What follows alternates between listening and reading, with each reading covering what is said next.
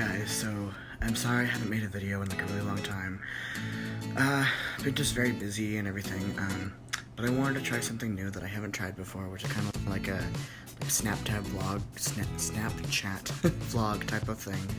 And I wanted to do a cooking thing just as a practice. You can tell me what you think if you like the whole Snapchat vlog type of idea. And if you do, of course, I'll keep going. If you don't, I'll stop. It's up to you guys as my fans, you know, my viewers, whatever you want to call yourselves. So yeah, let's get started. So today we're going to be making vegetarian lasagna. So for those of you who, don't already know, I'm a vegetarian, so this lasagna will have no meat in it, but it'll still be full of protein and really, really delicious. So the first thing I want to do is get some spinach, chop it up, and put it in a thing. Please excuse my filthy pan. I really need to get a new one. It's been burnt to hell, and there's some stuff on it that just will not come off, so I definitely need to get a new pan, but I have to use it for now. So yeah, spinach is the first. The second thing you have to do is take some garlic cloves and chop them up. So I have some garlic cloves here. I was letting them soak up in here so that the liquids and everything will go away. So now I'm going to put them on my board and start cutting. So once you cut them up, you want to take them and put them all inside the pan with the spinach. So once you cut them up, the next thing you're going to want to do is take a vegetable broth, a cup and a half of vegetable broth, and put it inside the mixture.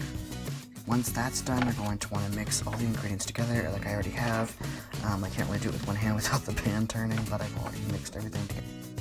So next thing you want to do is you're going to want to turn your oven on, not your oven, your stove on, and then wait for this to warm up, and then you're going to let it cook, stirring occasionally for 5 minutes.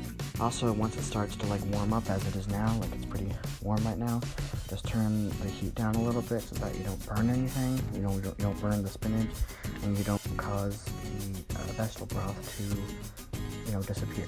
Also, while you're letting that cook, preheat your oven to 350 degrees.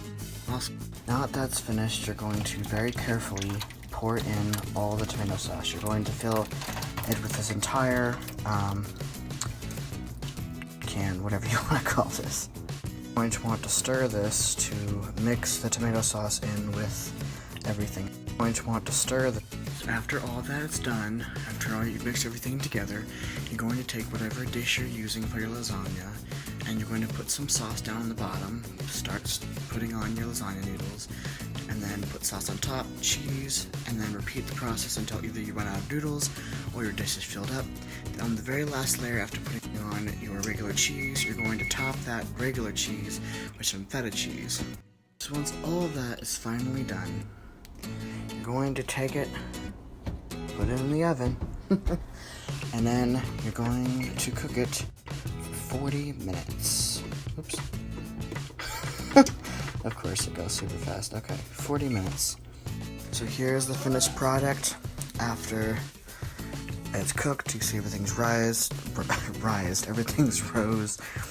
The noodles have soaked up everything, which allowed them to cook, so of course you don't have to cook them with the noodles already soaked, because it tastes different in my opinion. It tastes better this way because it soaks up the juices of all the sauce you made instead of juices of water, So this is it, and I know it tastes delicious because I've already made it before. So yeah, I hope you like this, and if you guys happen to make this, I would love to see